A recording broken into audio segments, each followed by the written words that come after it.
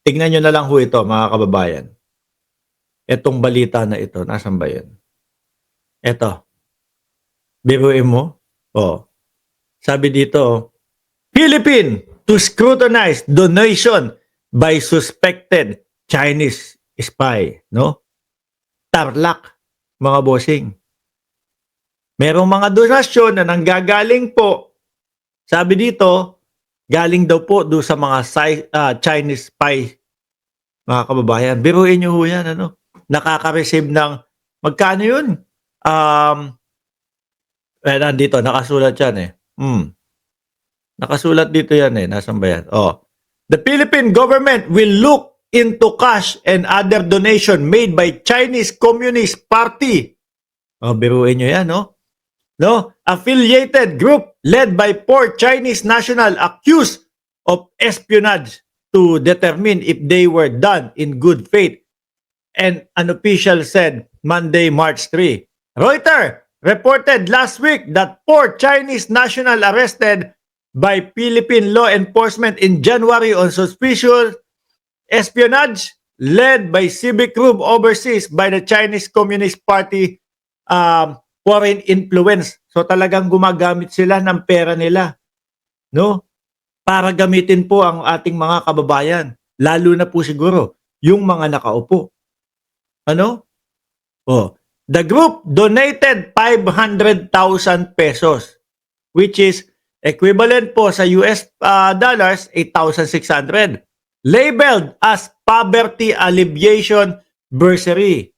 O kumbaga para sa kahirapan, to the mayor of Tarlac City, plus 10 motorbike ang natanggap. Galing nga daw po doon sa Chinese national na hinihinala na mga espiya sa ating bansa. Biruin mo, tatanggap ka ng mga ganon. Tapos ang tanong, ano ang kapalit? Di ba? Ano ho ang kapalit? The group donated 500,000 pesos labeled as a poverty alleviation bursary to the mayor of Tarlac City, plus 10 motorbikes to Manila Police and 10 patrol vehicle to Tarlac Police and authorities according to photos, videos, and online posts. Naku po, ang tanong dyan talaga ano ang magiging kapalit niyan? Yung Tarlac pa naman medyo nasa gilid ng dagat yata. There is nothing wrong with accepting donation, sabi, di ba, ni Attorney Claire Castro, if they are done in good faith. However, if these donations were given with ulterior motives, then we need to investigate yan. Alamang talaga. No, ito nga ho yan, no, mga kababayan. Ito yung Tagalog version niyan. Nasaan ba yun? O, ayan ang Tagalog version niyan. Palasyo, tatalupan mga donasyon ng espiyang Chino. Biruin mo. Siyempre kapag kayong mga ganyan, mag-isip-isip ka na muna agad eh. No? Sino kaya tong tatanggapan ko ng donasyon? Ano kaya ang kapalit nito? Lalo na po talagang matindi po ngayon ang mga usap-usapan. Lahat po ginagawa ng China para magpasok lang ng mga espiya sa ating bansa, mga bossing. No? Biruin nyo ho yan. Paiimbestigahan ng Malacanang ang ulat na mayroon umanong donasyon ang mga Chinese spy. Siyempre, pampalakas ho yan, mga bossing. Pampalakas doon sa mga nakaupo. Para hindi sila masita, para hindi sila magalaw, o kung ano pa. No? Paiimbestigahan ng Malacanang na ang ulat na mayroong umanong donasyon ng mga Chinese spy sa Philippine National Police at may mga padrino rin umano sa top brass ang mga Chinese na sangkot sa illegal na aktibidad sa bansa. Biruin nyo ho yan. Sa press briefing ni Malacanang, sinabi ni Palace Press Officer Claire Castro na hindi masamang tumanggap nga. Hindi masamang tumanggap. Pero ano ang kapalit? Yun po lagi yun, mga bossing. Ano ang kapalit? Tingnan nyo na lang yung Alice Go. Bakit po nila inilagay si Alice Go doon?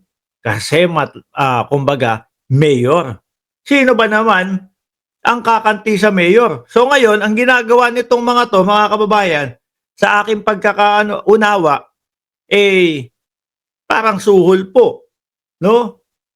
Parang suhol ang mangyayari dyan. Oh, boss, baka naman ha, wag nyo nang pakialaman kami dito. Eto, merong 500,000. O eto, may 10 motorbike kayo. O eto, merong ilang kayong mobile car.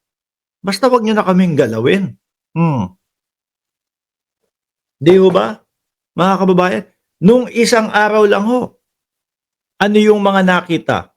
Oh, merong mga nakita na kapwa natin Pilipino, pinapaandar yung sasakyan, no? Ang bayad daw sa kanila 2,000 o 3,000.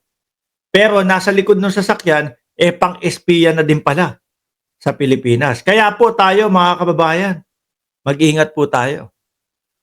Ano? Lalong-lalo na doon sa mga kandidato na pro-China, mga bossing. Naku, laglag tayo niyang mga yan. Sa ngayon po, nasasabi niyang mga yan na, oh, ganito, gusto niyo makipagdigmaan pa kami sa China eh. Pero pagkatapos po ng eleksyon, at nanalo po yung mga yan, ay nako, baka sila pa po yung mga mauna. No? Baka sila pa ho ang mauna, mga kababayan, na na magtanggol po. O baka hindi magsalita yung mga yan. Like no comment ng ating Vice Presidente. Sabi ni Victims of Love, 77 na saksak ang tinamo ni Coach Oli. Ang dami naman nun. Totoo ba yan? Baka gawa-gawa lang nila yan. No? Hindi ko pa naman nababalita. Siguro mamaya pagkatapos nung live natin, saka ko makikita. Kailangan ho dapat talaga imbestigahan to. Huwag pong palagpasin at tanungin kung ano ang kapalit.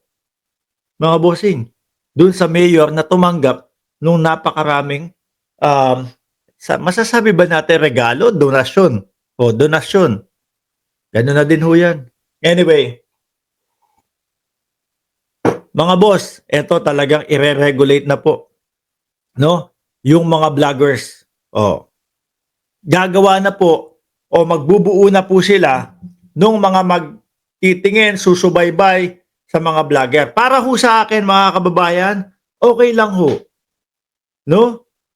Okay lang ho, mga bossing. Bakit? Unang-una, ako alam ko naman sa sarili ko, no?